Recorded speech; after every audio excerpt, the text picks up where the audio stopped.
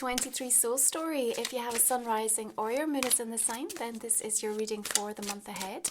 Thank you so much for tuning in, supporting my work. It's Romy here. We're going to open up this cosmic conversation with the energy of the Eight of Swords. And, you know, this month has high stakes. There are big dreams, big changes, fast-moving, dynamic energy. It's all to play for, and yet I feel like you are oscillating between tired and wired, and perhaps feeling the stress or the strain of something specific going on.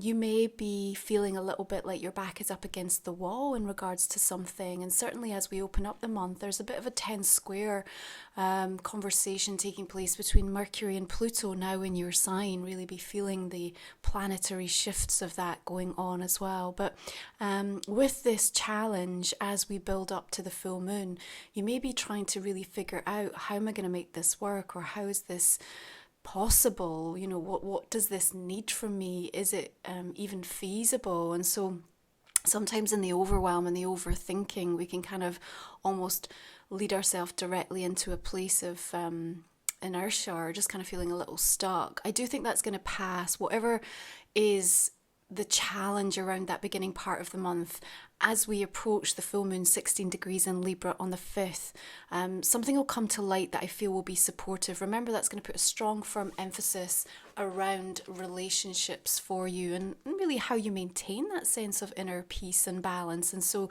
this tired, wired energy that I think is going to be following you all through the month of April, you know, you're going to start to figure out a plan or a strategy to put in place to support yourself. Now, of course, in the third house, which we are working with in Aries energy for you, there is a need to write it, to say it, to create it, and to share it. You know, it's all about the way that you're using language, the way that you're thinking, how your thinking is evolving and really opening up in profound new ways.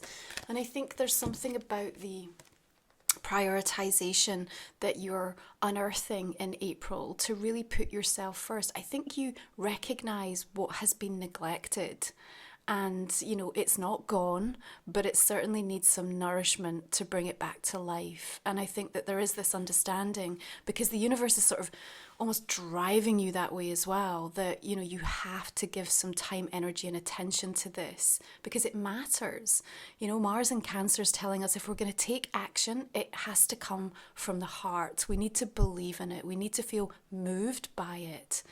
And, you know, there's also this sense of finding the flow again, no longer wanting to force something.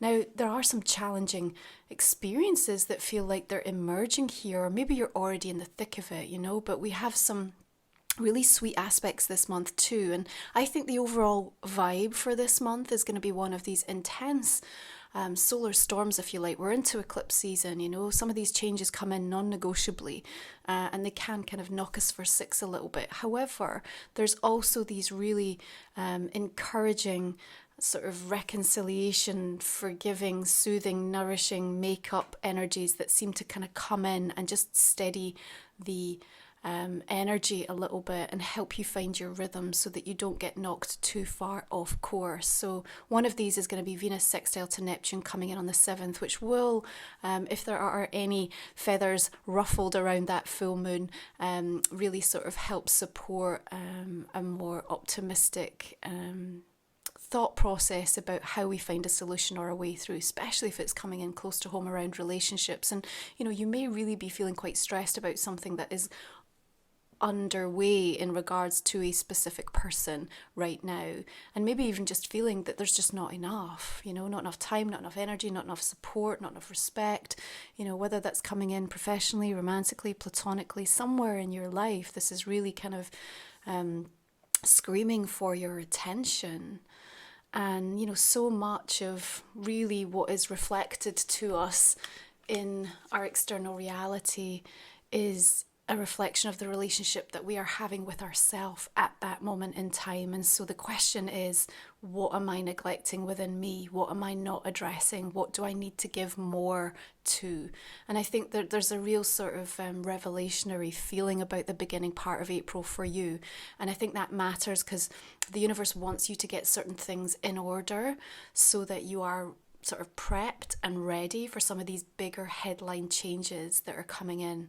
Now, Venus is going to move into fellow air sign Gemini on the 10th of the month. This will really feel harmonious for you, and certainly gives you, from the art of negotiation, a fantastic platform to be able to really articulate and communicate things in a powerful way. Of course, especially with that third house energy supporting you, and the sun comes in and says, yes, what you have to say, to share, to create, anything connected to your financial status, your sense of self-worth, and what you need to kind of put out into the world in terms of what is consummate to what you deserve and are entitled to.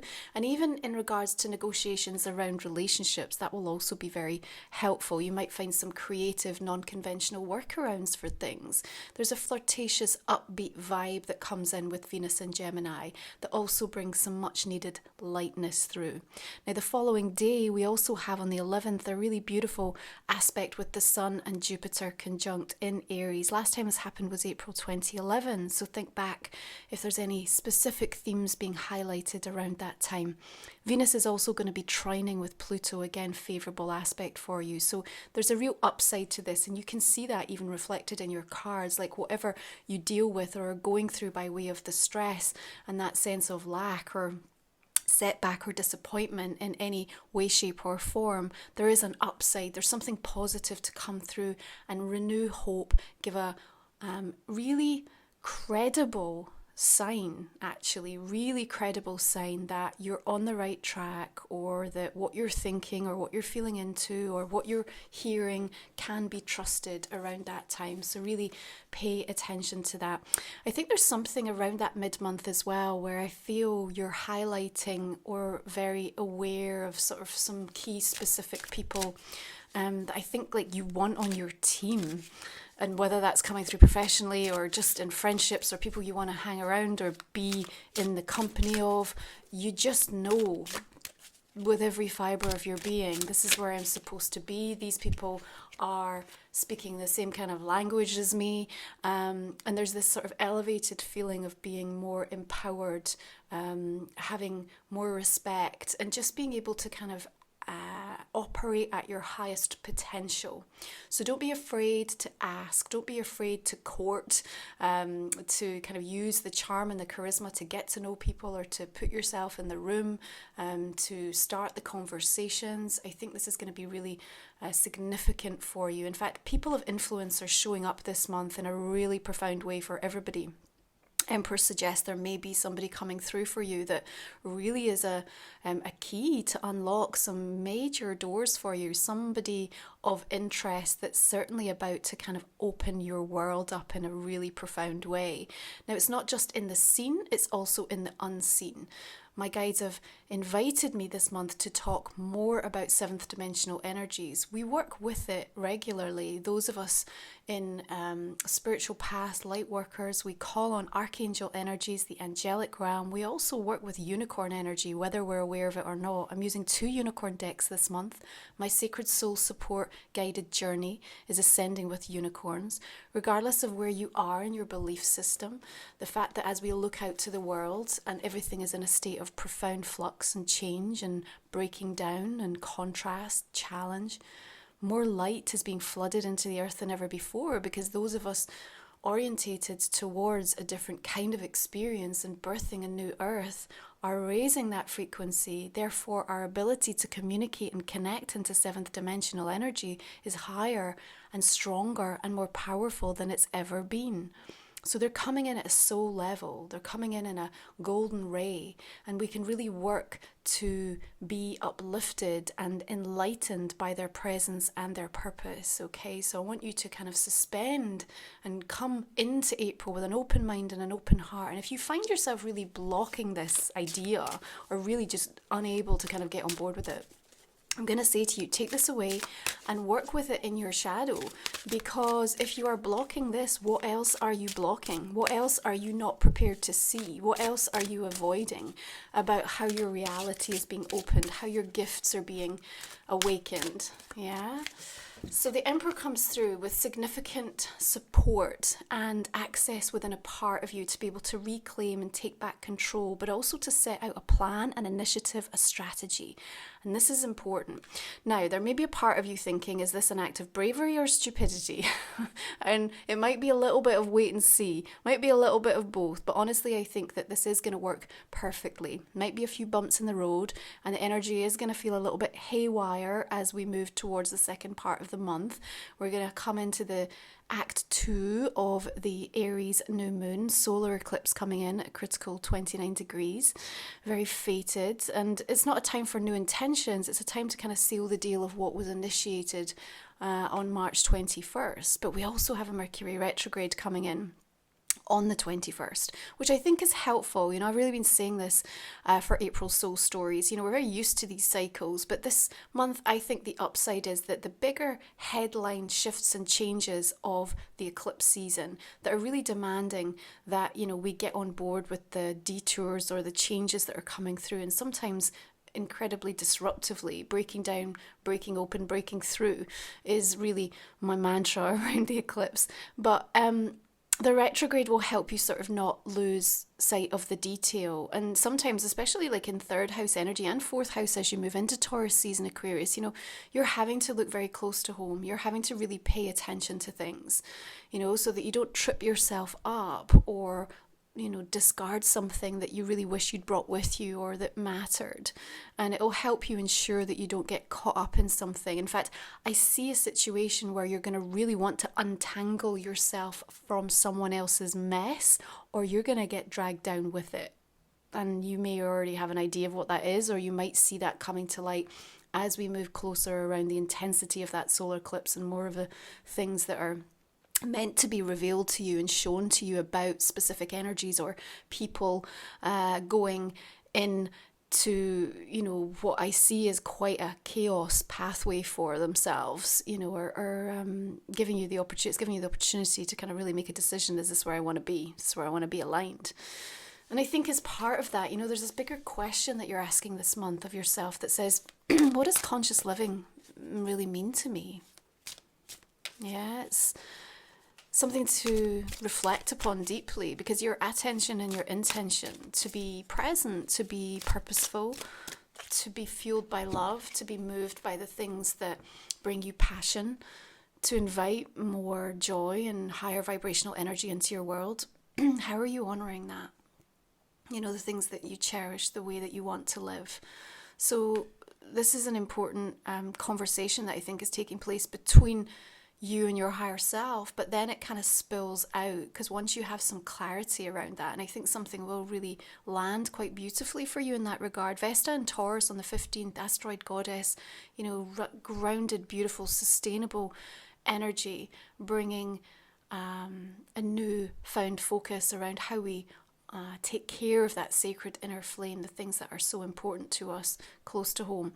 But that energy then spills out to important relationships for you. So again, any of the stress sort of seems to go through quite a profound metamorphic shift and change through the month, and can lead you to a place of much more harmony, because I think you're clearer about what matters to you, what you're prioritizing, and therefore it's easier to be able to say, well, you know, if this is something that you're aligned to, then we have a future and a way forward, and if not, then this is the crossroads moment. And again, this is coming in across the board in regards to relationships for you, because, you know, in coming into Taurus season, that fourth house says, you know, I've got to balance out my inner and my outer world. I'm really trying to make sense of, you know, my belonging, you know, what is moving me, what my emotions are telling me and communicating to me, especially physically. Yeah. Now, we do have like an uncomfortable little bump in the road when Mars is going to square Chiron on the 27th. It's a really tricky one, and it might feel like the conversation or the experience around that time in the month feels really unnecessary, a bit unjust, a bit unfair, and really triggers you. Like I said, there's always an antidote coming through in April, and the sweet surprise may show up around the 29th. Remember, eclipses are already bringing surprises, so there might be an awful lot that feels like it just constantly keeps kind of giving you a spiritual slap.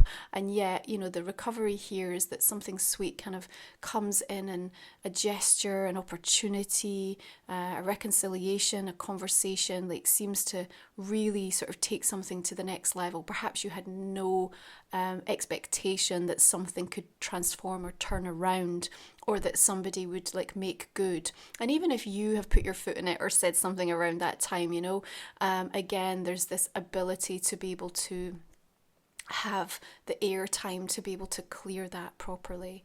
I think there is a sort of spiritual shortcut in some ways that's also available for you through the course of this month. And one of the interesting things is going to be to kind of see where, you know, perhaps some of the vows and agreements that you've made in the past lifetimes through ancestral binding contracts have really, you know, led you to believe or had certain kind of ideas about how you needed to arrive at things, or how hard something needed to be, or how impossible something was. And one of the soul journeys that's available for April in the shadow is the releasing of those sacred vows and contracts, those that are not serving you or no longer for your highest good path and purpose. And I think that will really help sort of pave the way for an easier experience to be able to draw towards you the things that you know you're capable of and that you're deserving of right now. It's not about having to pay penance. So there's a sort of clearance energy that I think is also taking place that again perhaps pertains into this feeling of lack.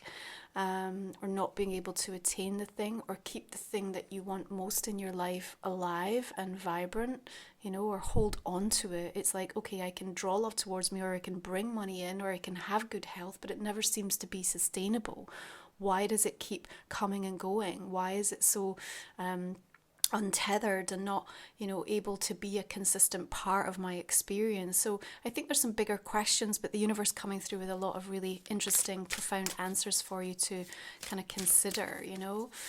This month is a time where you have to have this open heart, open mind, and new awareness. You know, everything is starting to move at absolute warp speed. And what you're going to find through the course of this month is that people are so distracted because the big headline changes that are happening for them, mean that they just don't have the capacity to sit in a state of presence and pore over the details of something that's really important to you. So keep that in mind.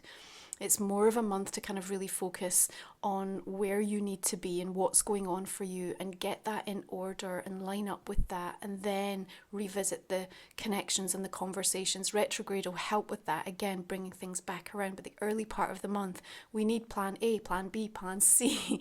You need to kind of be flexible and fluid in the approach for things, and almost like expect all outcomes, but at the same time be incredibly clear about the bigger vision that you have for yourself. Okay, that's going to really help you more than anything through the course of this month. And even if you don't know what you want, where you're at, what you're supposed to be doing, that's not a negative. This month it means that you're going to be paying very close attention, and you're really going to start to listen. And there are some incredibly valuable signs that are going to show up, irrefutable signs, by the way, that, you know, regardless of how much your trust has been eroded, you cannot help but feel the certainty of what you are seeing showing up at the exact divine synchronistic timing. Okay, look out for around the 7th, around the 11th, and I think coming in as sort of 17th, 18th as well, around this time for these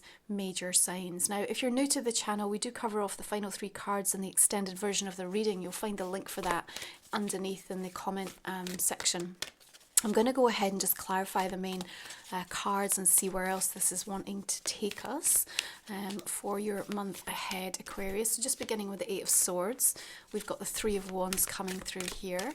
Now, all the decks I use are listed underneath as well, okay. Messenger of Fire, that's the Knight of Wands coming in here.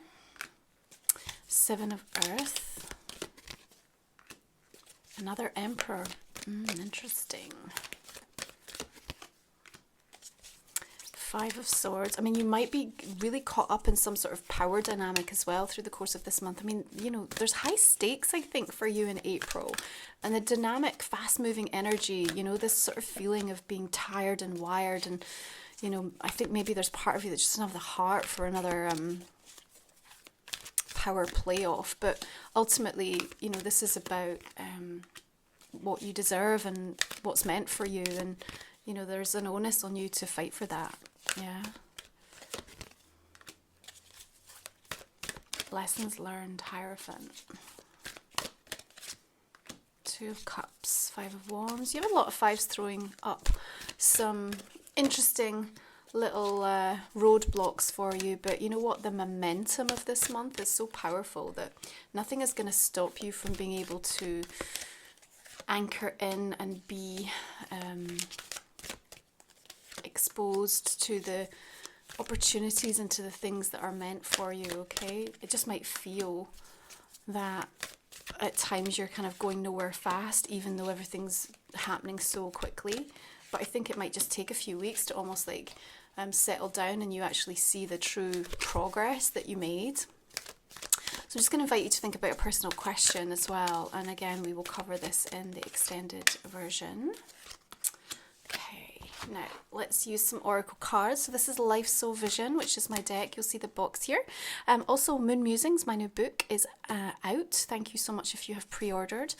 You will find this over on my website. It'll also be on Amazon later this month in audio and digital. It's a curated collection of all of my musings, astrologically, soul musings, and here to meet you wherever you are in your journey, to really guide and support and offer healing where you need it. So please do take the time to check it out.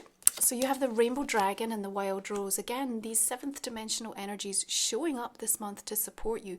Open your mind up, invite them in, help them to come close into your auric field, heart energy here. Detours from the divine. It's divine protection, not rejection. Encoded footprints. We've got Queen of Air. I love that for you, especially for 3rd house energy. Like I said, you have to write it, say it, create it, share it. Casting out constellations. This is the way, this is the work. We heal, and then we teach. What are we here for? We're here for love. We're here to be of service. And we're here to activate a profound sense of sacred remembrance. Okay, let's have a look at these Unicorn Oracle energies for the month of April, Aquarius. What do we have? Balance. Makes sense. Okay, what else is coming through? Set boundaries with your work. Important message for some of you this month, yeah? Okay, we also have Diana Cooper's Unicorn deck here. 2 unicorn decks. They want to be heard, they want to be acknowledged, they want to be invited in to support you at a soul level. Beautiful, so healing. Align with your essence, see your true colors. Okay, we'll go deeper into this reading on the extended. Thank you so much for taking the time to tune in and support me. You will find the book, the deck, also my goddess and angel reports over on my website, and the sacred soul support for ascending with unicorns, and also releasing sacred vows and agreements. I hope that you have a beautiful month of April, and I will see you again next time, Aquarius. Bye for now.